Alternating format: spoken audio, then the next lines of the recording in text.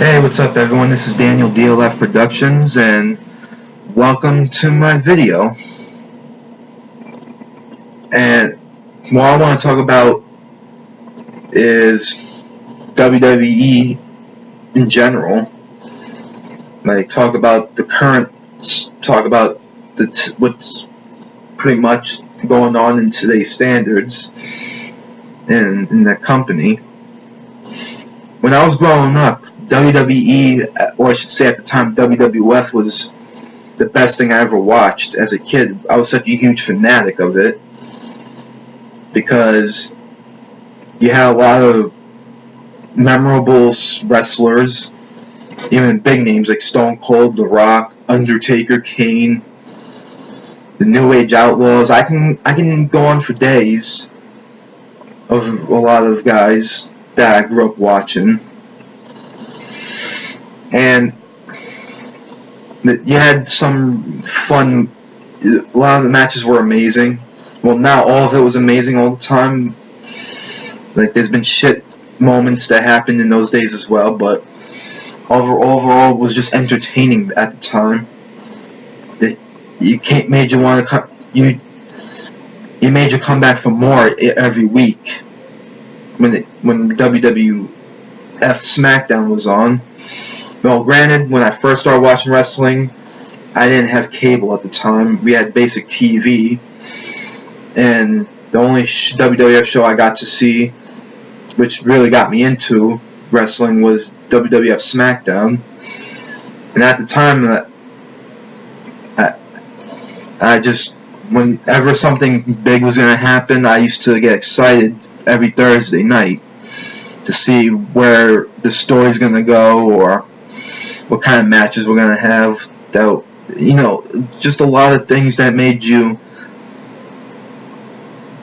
get surprised with, because at the time we had internet was still a thing, just a new thing happening, so we didn't really have many sources to, like we do now in this day and age in the 21st century, mostly in the 2010s, 20-teens or whatever.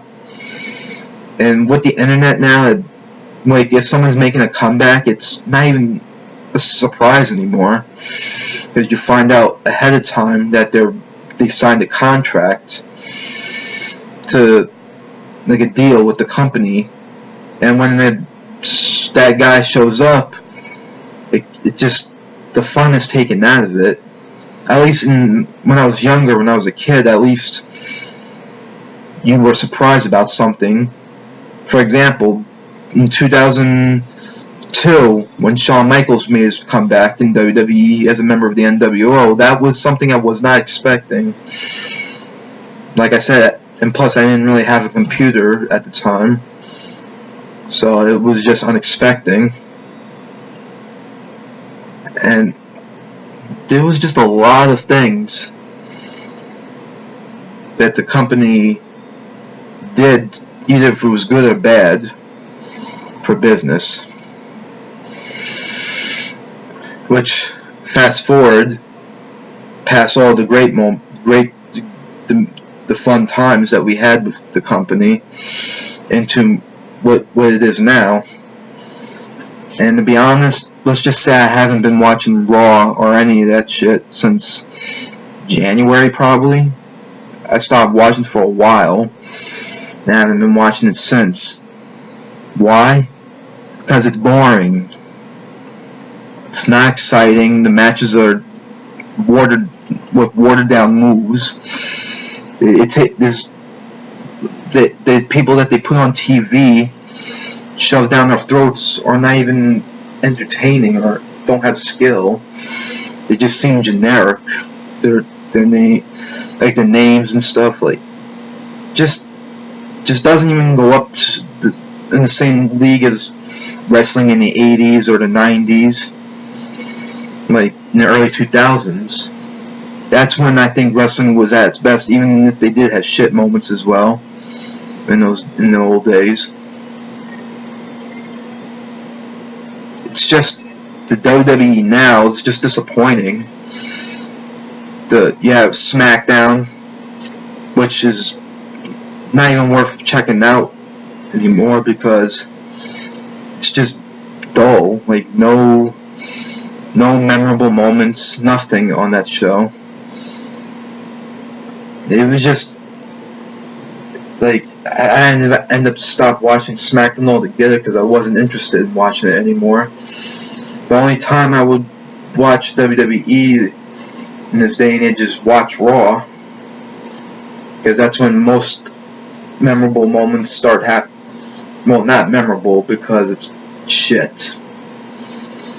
Stupid decisions and bookings. And you have Raw, like sometimes something big will happen on that show. At least because Raw's been around for 20-something years, 22 years I believe, if I'm correct, or maybe it was more than that, 23, I'm a little confused. And it had a boatload of memorable moments from that show. And now it's just, now you got people like Reigns, Seth Rollins. I personally don't have a problem with Seth Rollins, but he's not exactly my type of, the type of guy I would actually root for. Not because he's a heel, because he's just, He's got a good ring skill, I will give him that. He's got skills in the ring, which is why he became successful as a champion. Well, I don't want to say successful in the fans' eyes, or in general, but at least they gave someone the title that was actually talented, at least. And he does a pretty okay job as a heel. Then you got Roman Reigns. At first people liked him because he was the powerhouse and everything and all that. But the problem is he lacks movesets. He doesn't have that many good moves that are memorable. All he's got is that ridiculous Superman punch and a spear, which is like the most overused move by every other WWE or any other wrestling company. It's just overused. Goldberg did the spear. Rhino did the spear, which was called the Gore. Edge. I can name some off the top of my head that's done that move, and it's nothing special. And when you listen to him talk, he's not even exciting to listen to or entertaining. He's just boring. Like, I know there's people out there that probably do like him, which is okay.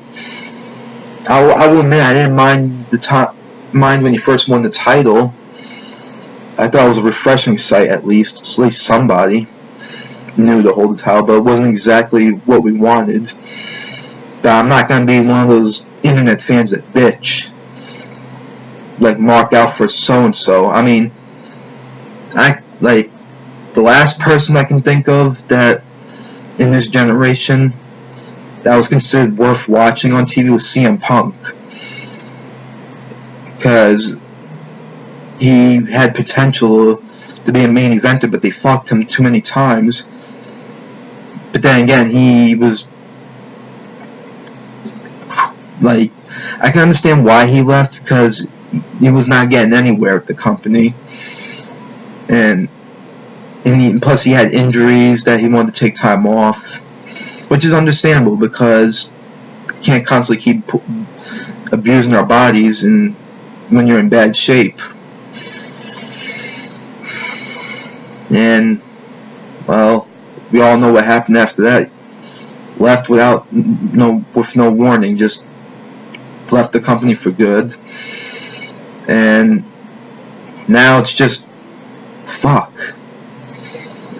I didn't mind CM Punk. I actually started to like him more, like, once he started getting the hype.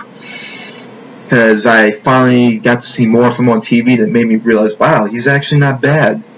He's actually pretty entertaining. He's one of the only guys that actually can play a really good role in the company. Heel, face, it didn't matter. He just knew how to make it work. But after he left, that's when WWE started to get unwatchable again. I mean, yeah, Daniel Bryan, which I've grown to like him even during the Team Hell No thing. I mean, it was silly, and it's not exactly the most exciting moment. Well, I wouldn't say it wasn't exciting. I mean, it was funny. I mean, you had him and Kane always arguing back and forth, and the whole hug thing was a bit too silly for me. Like, I felt that was just, I don't know. I mean, Kane's supposed to be a monster, but they turn him into his big teddy bear character. I mean, he's still a monster, but not like how he used to be in 1997 and throughout.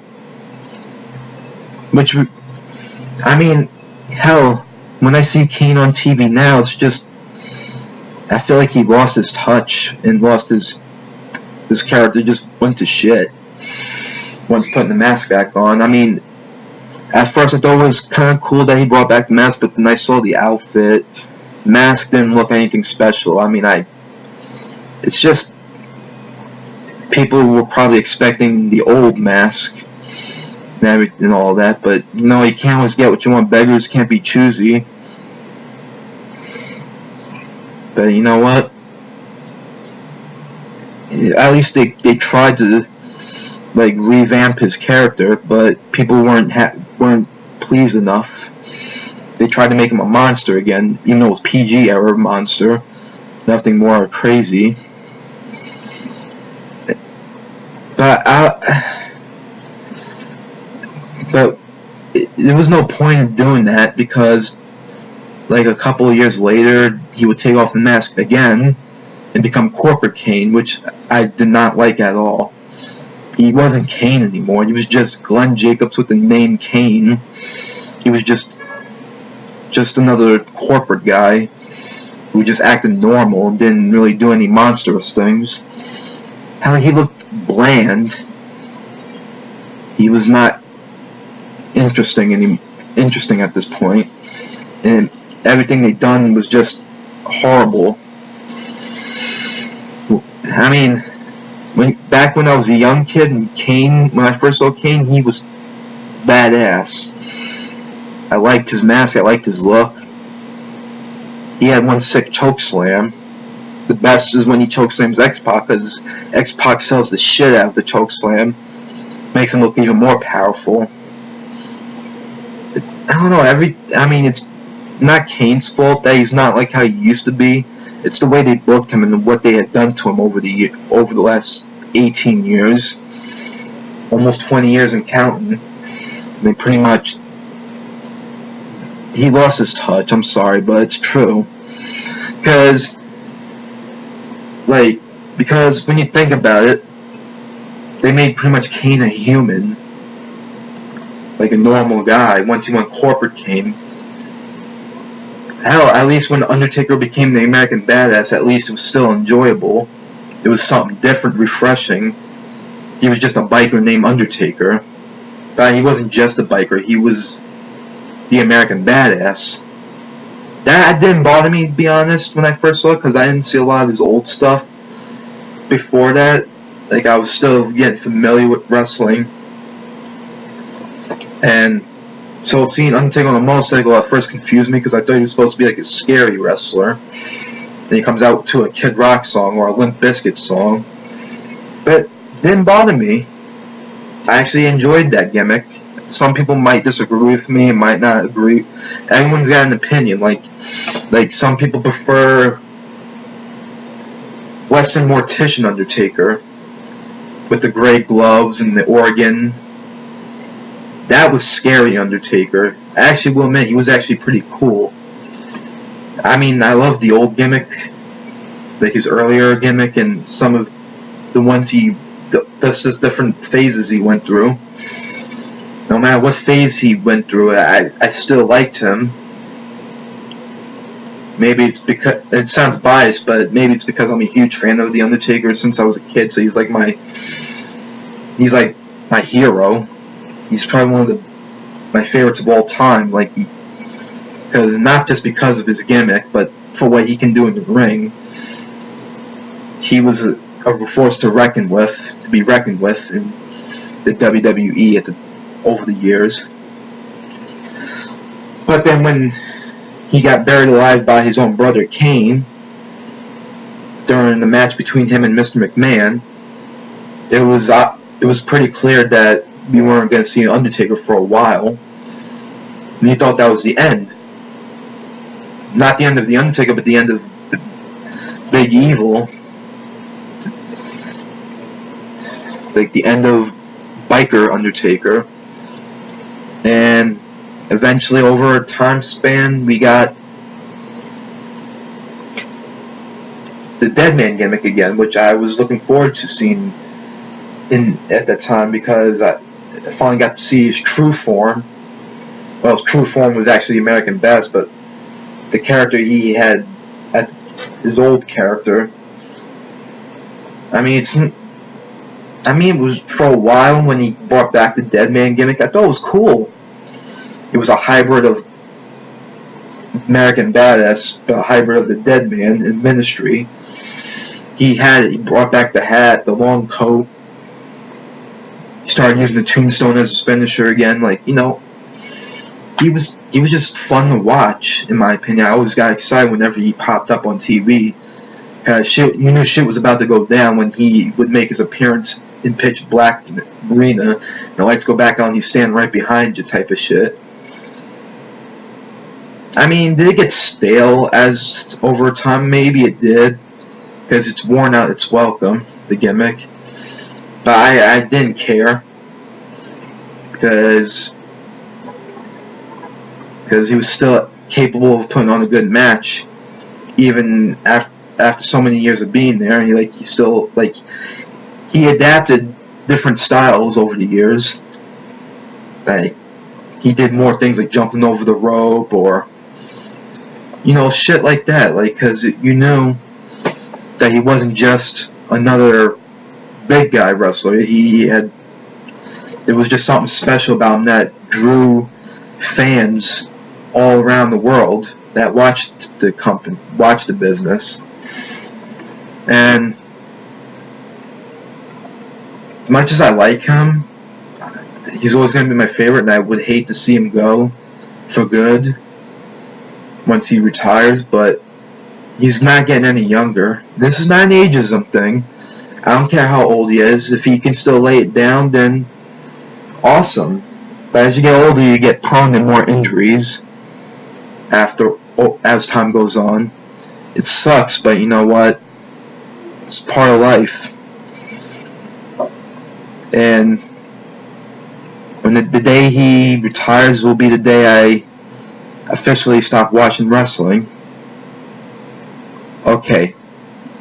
Maybe not exactly, but you're going to get different professional wrestlers that come that will be signed to the company for a long time. There's going to be other guys that are going to come in and be the next big star, someone with memorable matches and shit.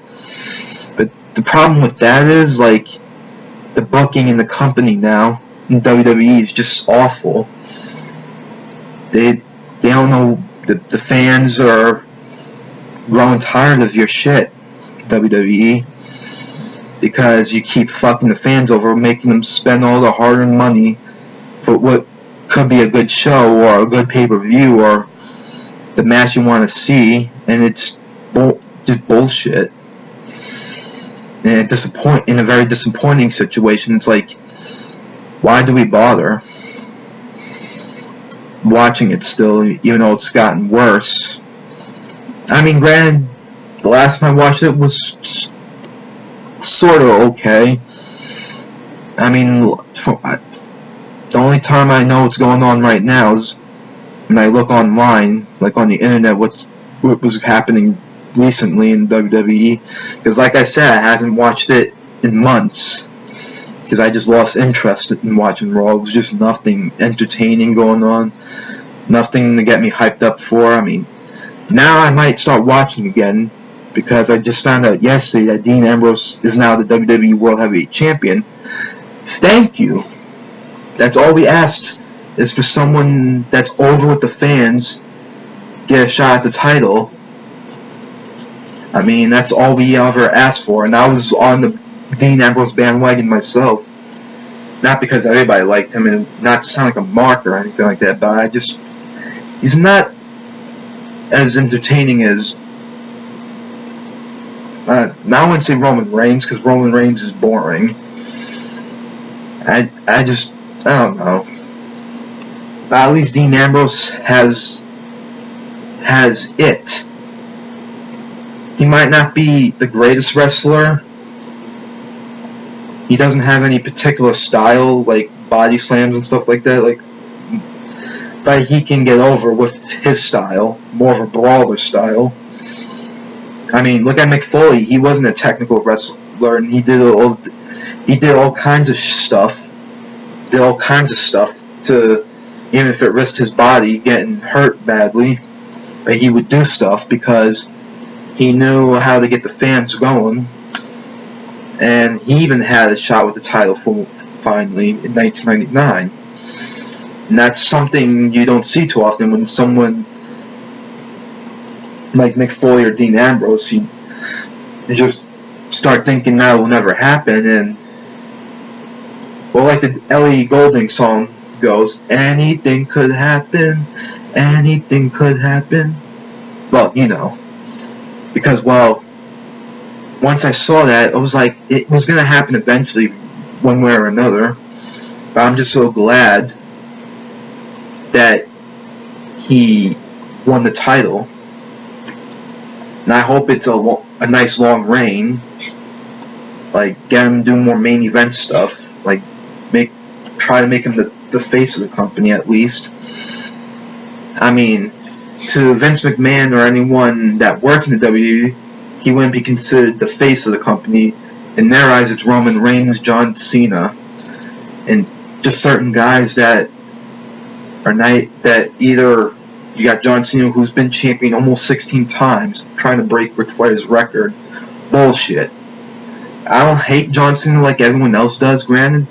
There's been matches I've seen when he was the U.S. champion with the U.S. Open Challenge.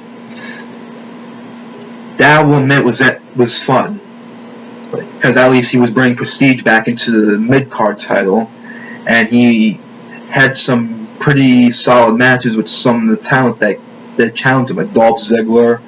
My personal favorite with him and Cesaro, because I thought that was an epic match. It went on. It wasn't too short. It wasn't too long. It was just perfect length of the match. It was a truly main event type of battle. And I actually don't mind Cesaro, actually. He's one of the more underrated wrestlers. I wasn't crazy for him at first, but then over time, I've grown to respect him because he's a legit wrestler. He knows how to get over the fans in his own way. I mean, look, after Gang of Bryan retired, like, it was obvious that we will never see him get another chance again, but at least he had a moment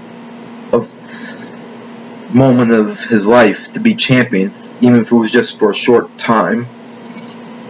At least he had his moment. Too bad we'll never see any more moments with him, but at least he got to be the top guy.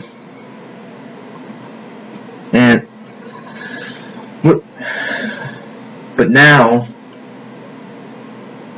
we're gonna probably get. Actually, before I continue it, I also want to add, I'm just so glad that the Divas thing is no longer called Divas, because I hated that word. It just meant there were just a bunch of Barbie dolls that couldn't wrestle and they were just bland. Granted, it's not any better now, but at least they went a different step of a direction and got rid of the stupid Divas title, because it's an ugly ass hell belt, a butterfly belt. Like, I know that I know they were trying to make it girly, obviously, which is the whole idea, but it just didn't look. You couldn't take it seriously. At least when it was the women's title, at least it was more prestigious for the division of the female Democrat of the revolution. I mean, you have Charlotte. I have no problem with her. She's not the best, but she is a hell of a lot better than the Bella twins. I thought they were overrated. They were not that talented. The only thing they got themselves over was their looks. I admit they're pretty hot, but they suck in the ring.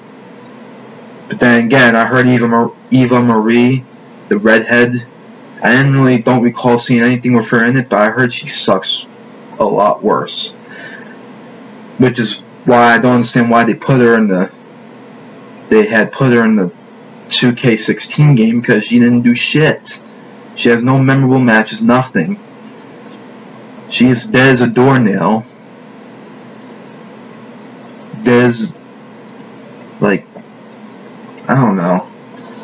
I mean, I'm glad they're trying to make the women's division a lot more serious now, like, take it more seriously, because for years when I was growing up, they were treated like pieces of meat, like whores, sluts and shit like that, like strippers. I mean, I liked it when I was a kid, but it just was degrading when you think about it now.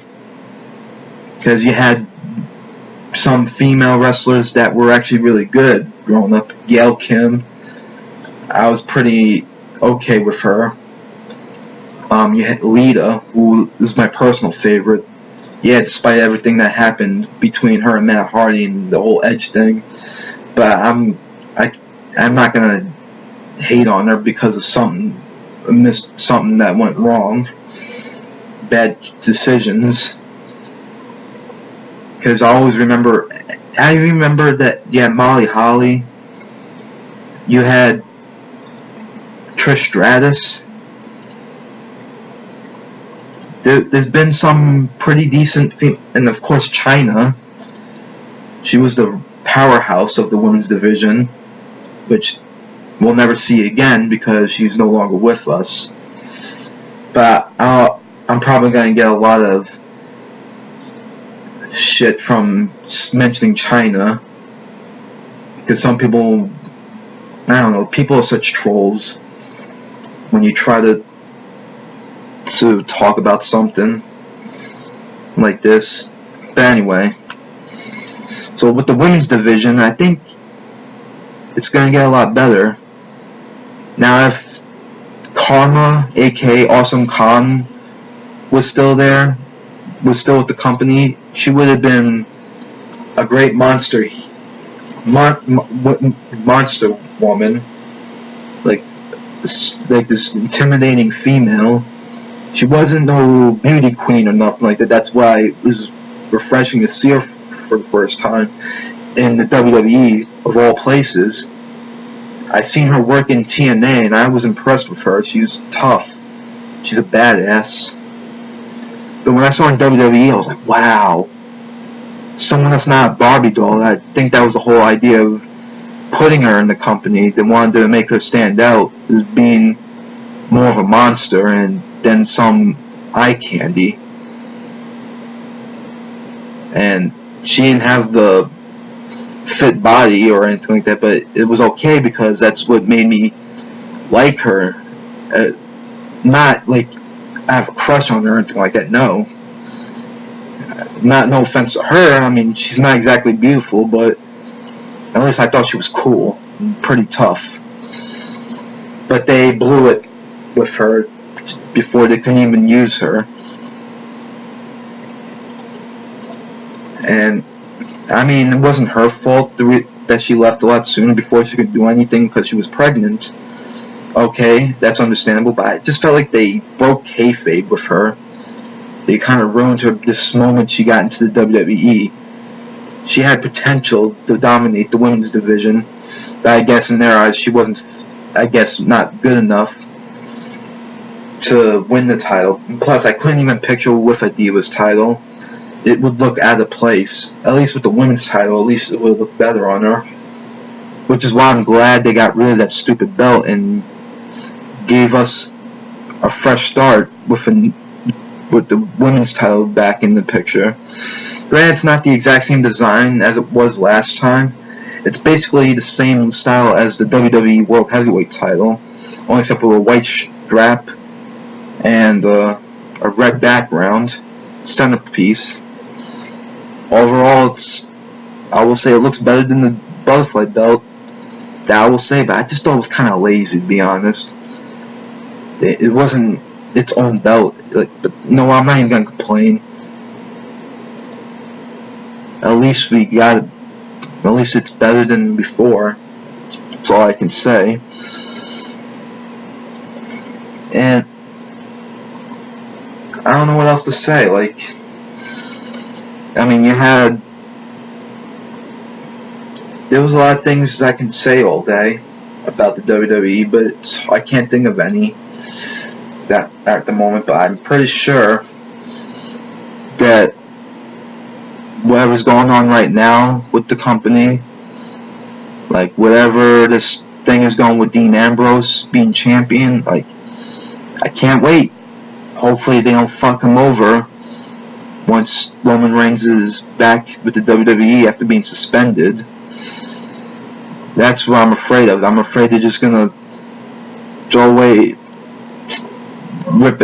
take away every opportunity that the fans expect out of Dean Ambrose, because they only want Roman Reigns as the champ, which is bullshit. He isn't, in my opinion, he's not exactly champ material. I mean, he might have the look, but he has no charisma, and his moves are pretty dull. Nothing special. I just say he's okay, I guess, but at least with Dean Ambrose, it'll be a little bit entertaining, because at least it's a wrestler that people actually are rooting for, someone that they don't have to boo, because that's pretty much how it is now. Because even before he became a champion, he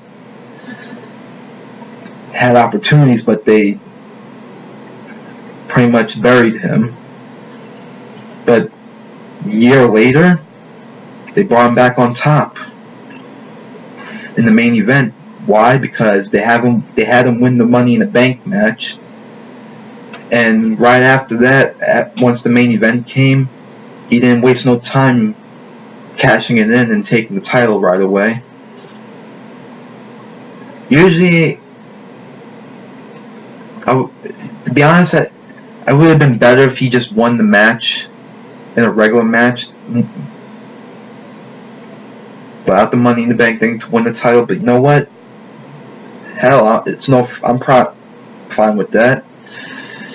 Just as long as he got to win the title, that's fine by me, because at least it's someone good.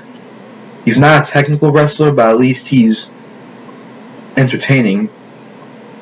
Now, it's calling him a lunatic fringe and all that. I don't know about that. I never saw anything he did when I was still watching that made him considered a lunatic. Maybe his earlier stuff before the WWE, like probably in CZW, from what I heard from someone I know that said he was crazy then.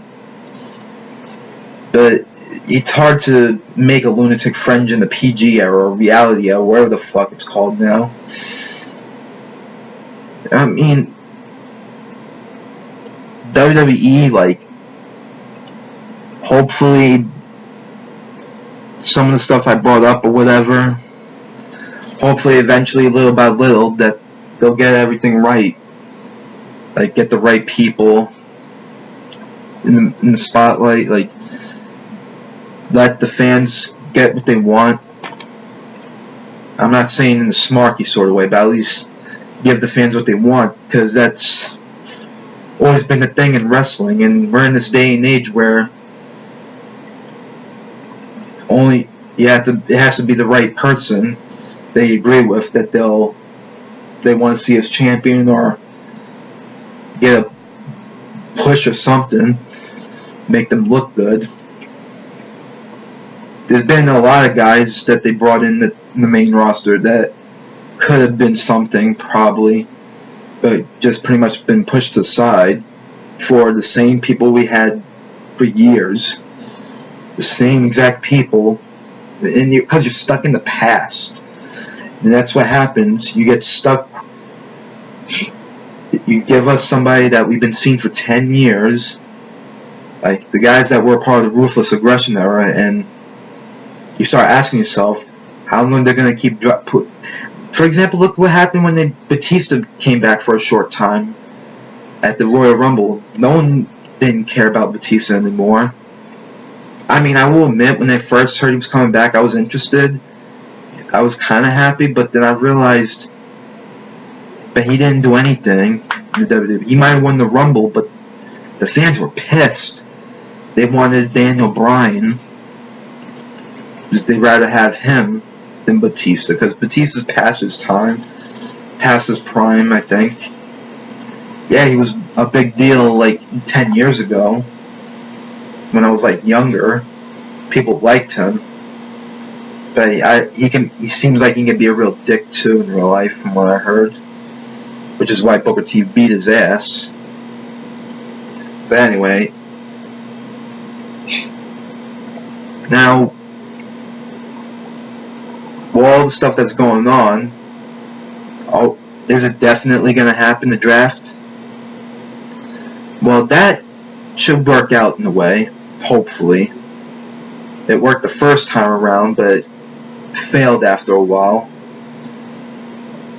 But I think it's probably best to go back to the brand split, because at least a handful of guys can get a shot being in the spotlight instead of being cast aside like they were worthless. Do I have an idea who I think should go in what brand? To be honest, I'm not sure. I can name a few guys, some people. Name some names that would be perfect for Raw or SmackDown exclusively. But then again, it doesn't matter right now until I start seeing changes with the booking and maybe get some better writers, get better talent, and just do something to make you popular again. The only thing you have going for you is John Cena. Like I said, I don't hate the guy like everyone else does. I mean, I wouldn't be wearing this if I didn't like him. But then again, this is an old shirt from like 12 years ago, I believe. It was a long time ago. I was only 13. But then again, when I bought the shirt, he was still the Doctor of Thugonomics gimmick thing. It was still that rapper gimmick and all that. So as long as John Cena is still the poster boy for the company, and I don't know, he was a good heel, I will admit that, back in the day. So I just can't see why they couldn't do it, make him do, oh, I forgot, because it's money. As long as he's doing charities, doing Make-A-Wish foundations, like, and all the above, that what makes him today, we're never going to see a heel turn. He's just going to be a forever baby face. I mean, there's nothing wrong with being a fan favorite, but you know when you're stale, when the fans stop caring about you, they say you suck.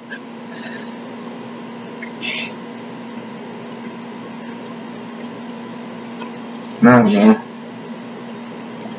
There's got to be some changes eventually, because we can only deal with this the horrible booking for so long. It's like to the point you're driving your fans away. I still like wrestling, but mostly the old stuff. Like back when, like, I just go on YouTube and look for some old matches. Even matches from long before I was even born, like Bruno Sammartino versus Billy Graham, for example. In today's standards, the fans today would not understand or really get into that type of match, because it was all grappling moves and maybe some scoop slams. But other than that, the kids nowadays wouldn't know. The younger audience wouldn't understand. Wouldn't be able to get into that sort of wrestling, because it was old school style. I mean, you gotta learn. it takes a real fan to appreciate all times and eras of wrestling. Because you gotta remember, there was no fancy, crazy moves or spots in those days. It was simple. A little bit of this, a little bit of that. There you go, that's wrestling. The only people who will find it boring are the ones who don't know about real wrestling or how it was in the old days, which is sad. I mean, it requires taste to watch stuff from before the 80s and anything like that. It was just a different time. Wrestling was taken serious at the time, before it got all cartoony and over the top and stuff. But at least there was a time it was considered a legitimate sport, and people didn't know much about the secrets of how all the stuff in wrestling worked. That's why everything at the time was considered kayfabe, and you had all that. Nowadays, everything's out in the open. You can still enjoy a match as long as it's exciting and it's good. Like, that is solid. But as far as having a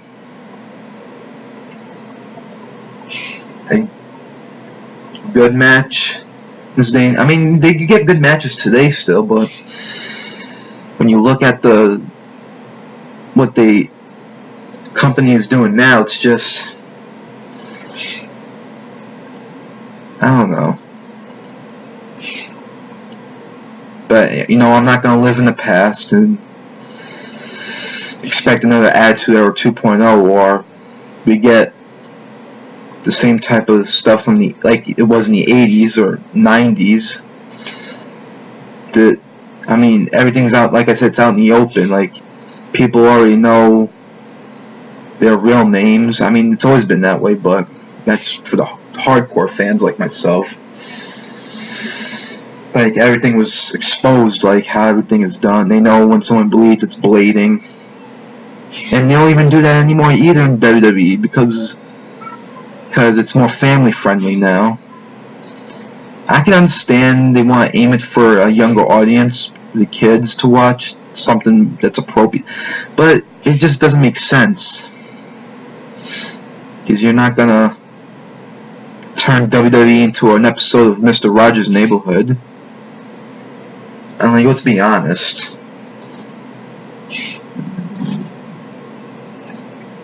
What are you gonna do? Things change, I guess. I can't get mad because it is what it is. If I try to get back to watching it again, I'll probably will try to learn to appreciate this generation's WWE. But it's just not the same. I feel like there's too many bad decisions, the wrong people being pushed. I don't know. It's just at this point, I guess you could say the company's stale.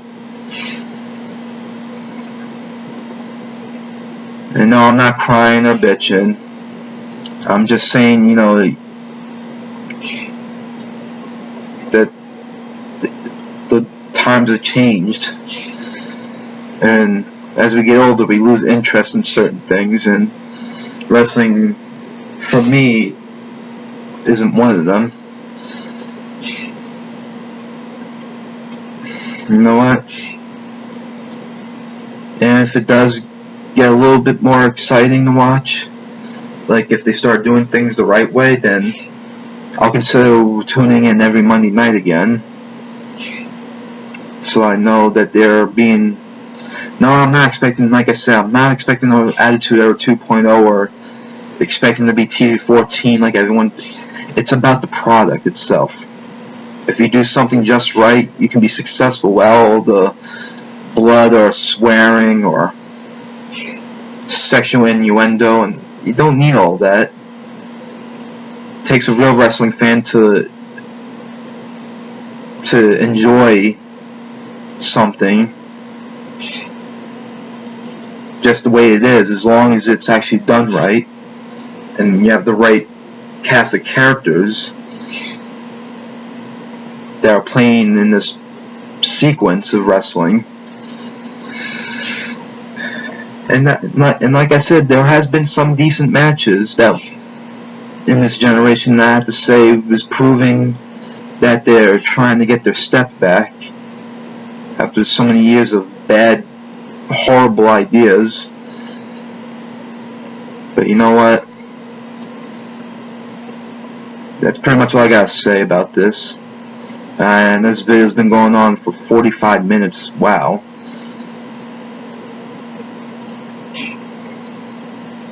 Like, well, whatever does happen, hopefully it will help the company get ratings, at least good matches and stuff, and maybe the brand split maybe could help make it worth watching again, as long as they start doing, as long as they have separate writers for both shows, because maybe one of the shows will actually be worth watching, and like it was years ago, like it used to be. But that's all I gotta say about all this. I'm Daniel DLF Productions, and thanks for bearing with me in this long ass video. Later.